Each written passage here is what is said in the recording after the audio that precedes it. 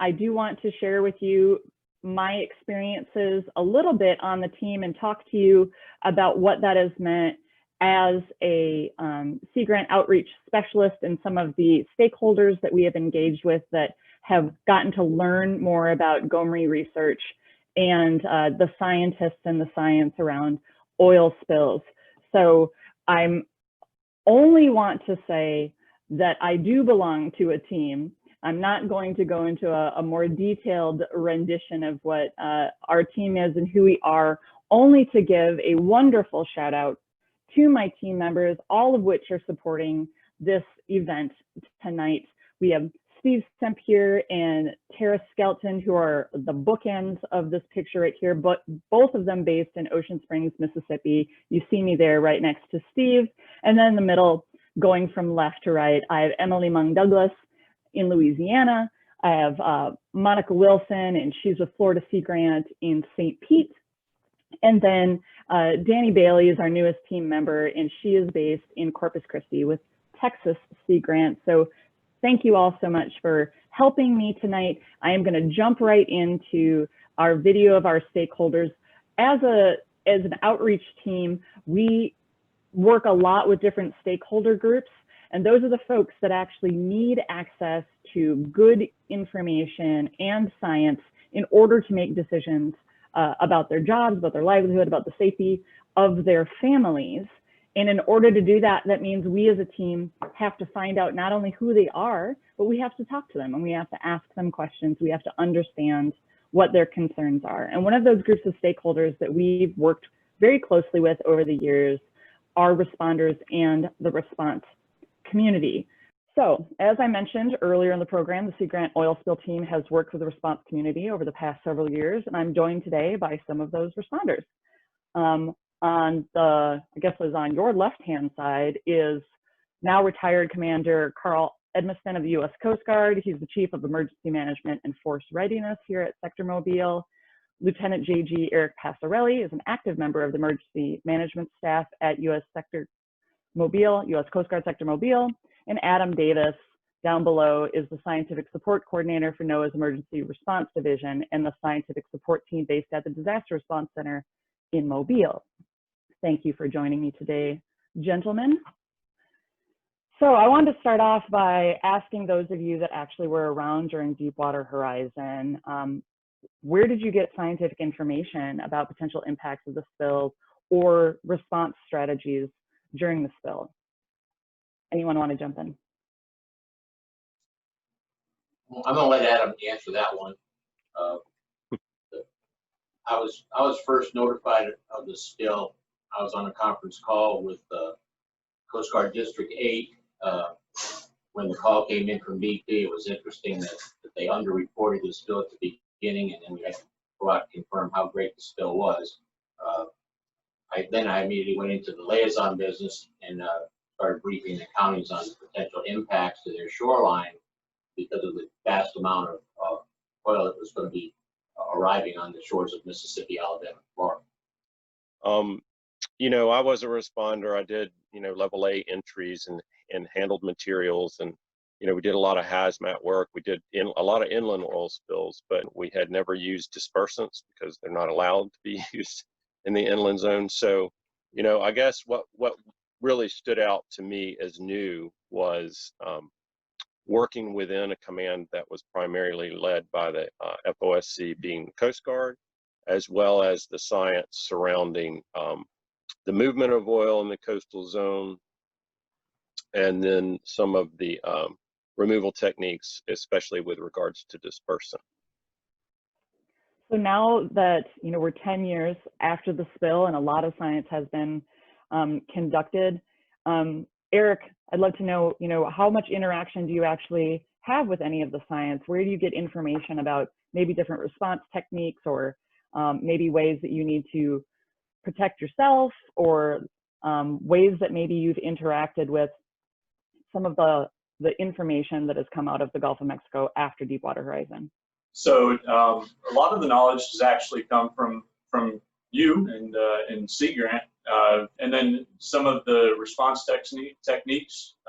We work with Adam Davis and NOAA to talk about the response techniques within the area committee meetings and the area committee itself.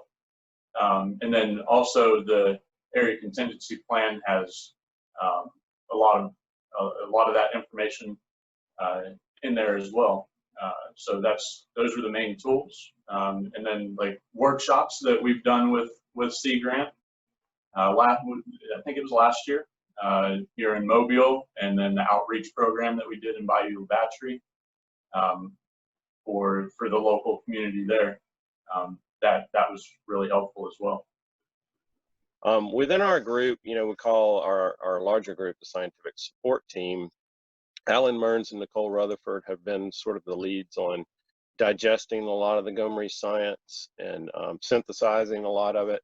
I think, one of the lessons that I've learned, and I think is a positive outcome of this effort, is more engagement from academics into the science of response. A lot of academics that got involved after Deepwater were new to response. And a lot of the folks that, we would normally interact with, we've been doing this collectively for, 40 years, studying the science of oil spills and the like. And, so we were very familiar with that group and who those, advocates were and who the leads were in certain fields. But I think GoMRI brought a lot of new people to the field. And what I've learned is that engagement with those academics before response is very beneficial in the event that they want to be included or they have something to contribute during the response. Academic science is sort of one thing, but I think now that more academics have been exposed a little bit more to response, I think they have learned that, science in a lab is one thing, science on response is quite another. So that's, a positive takeaway. And I think that we have learned from our group that there are specialists or, subject matter experts out there that we would have otherwise not probably interacted with. They would have stayed in a straight sort of academic pathway rather than sort of trying to make this bridge between, true academic science and science that affects real world operations like response. Mm-hmm. And obviously, we know that it doesn't mean because 10 years of GoMRI have come to a close that spills are no longer going to happen or science isn't still going to be needed. I hope that I still have the opportunities to interact with all of you through area committee meetings where I'm able to come and share some of the latest updates on some of the science around oil spills and participate in spill drills and tabletop exercises like our team has been able to do in the past. Right. But I want to know what you guys are thinking about in terms of legacy. What do you think is still needed in terms of science in the Gulf of Mexico related to oil spills? And what do you think some of the legacies are of not just Deepwater Horizon, but the oil spill outreach team and GoMRI in general? Carl, you got any ideas? Well, I was just thinking about what's current right now. I don't know if you're aware of what's going on in Perdido Key, but Hurricane Sally unearthed what we think is, and I don't know if it's been, what's the word I'm looking for? Not mapped, but yeah, fingerprint. Thank you, Patrick. Whether or not that oil's been fingerprinted in it, and it is a result of the BP spill. So I think that's current right now from a standpoint of science, and also 10 years have gone by, so that oil's been covered for 10 years. So there's a whole new nexus to that kind of science of what happens when uncovered oil suddenly materializes and hits the shoreline again for a second time. So there's a very interesting factor. Is it hazardous? I don't know. So there's a whole gambit of things now for the future. So I wanted to just bring that to everyone's attention. That is current and front and center right now. In the case of Johnson Beach, I think, I've had plenty of discussions about that since then. And Charlie Henry, who's the director of DRC, brought to mind something that, you know, I hadn't thought about, which I thought was pretty interesting. And what he said is, you know, Adam, what this really shows is that the natural degradation of oil occurs many years after we think it has stopped, that it is no longer a factor. The challenge, I think, is learning how to do that science that best informs the response in the absence of being able to do it during an actual spill.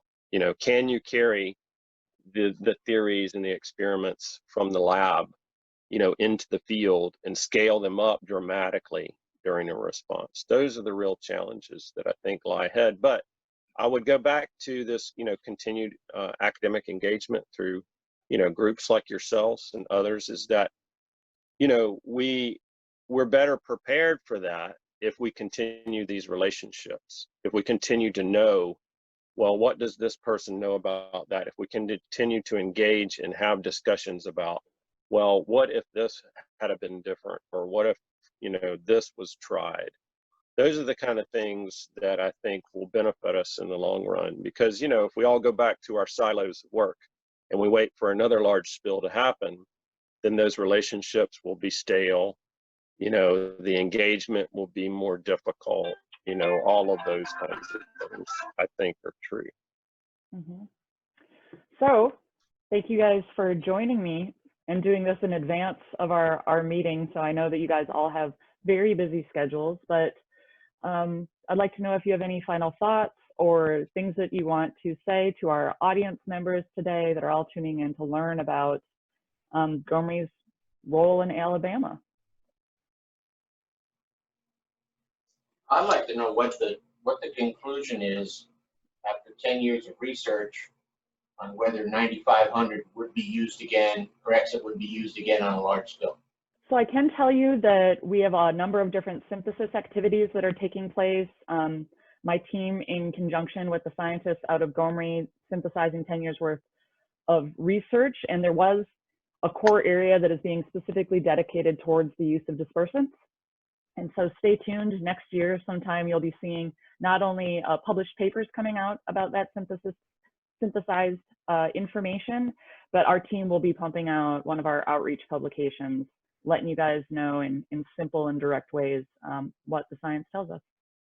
Thank you for taking the time to get on in these socially distanced spaces and share with us all. And I look forward to having in-person meetings, hopefully soon.